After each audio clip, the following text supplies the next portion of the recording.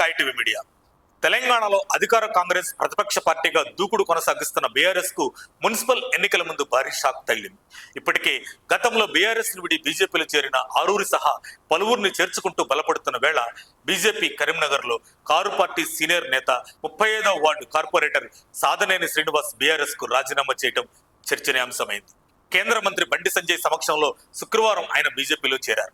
ఆయనతో పాటు Karimnagar urban bank director బండి ప్రశాంత్ సైతం కాషాయ కండువా కప్పుకున్నారు. సంజయ్ సమక్షంలో బీజేపీ రాష్ట్ర సీనియర్ నాయకులు కోమాల ఆంజనేయులు వారికి కాషాయ కండువా కప్పి బీజేపీలోకి సాదరంగా ఆహ్వానించారు. తాను కరీంనగర్ అభివృద్ధి కోసం నయా పైసా తీసుకురాలేదంటూ అధికార కాంగ్రెస్ ప్రతిపక్ష బీఆర్ఎస్ నేతలు చేస్తున్న ఆరోపణలను తోసిపుచ్చుతూ కరీంనగర్ కార్పొరేషన్ అభివృద్ధికి కేంద్రం తెచ్చిన నిధుల వివరాలు వెల్లడించారు. కేంద్రం నుంచి దాదాపు 1500 కోట్లకు పైగా నిధులు తెచ్చి కరీంనగర్ ను అభివృద్ధి చేసినట్లు బండి సంజయ్ తెలిపారు.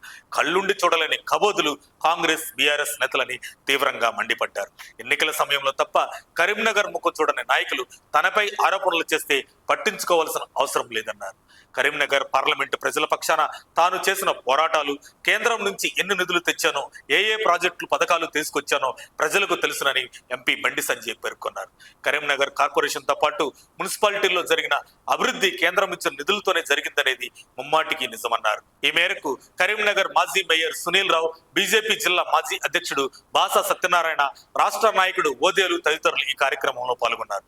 కార్పొరేషన్ లో బీజేపీ అభ్యర్థులందరినీ గెలిపించి మేయర్ పీఠాన్ని బీజేపీకి అందించాలని కరీంనగర్ ప్రజలకు మరోసారి విజ్ఞప్తి చేస్తున్నానని బండి సంజయ్ చెప్పుకొచ్చారు. మున్సిపల్ ఎన్నికల ముందు కరీంనగర్ లో కీలక నేతలు బీఆర్ఎస్ ను విడి బీజేపీలో చేరడం స్థానికంగా ఆసక్తిగా మారింది. ముఖ్యంగా ఎన్నికల ముందు కార్పొరేటర్ స్థాయి నేతలు పార్టీ మారడంతో క్షేత్రస్థాయి ఓటు బ్యాంకుపై ప్రభావం పడుతుందని విశ్లేషణలు మొదలయ్యాయి.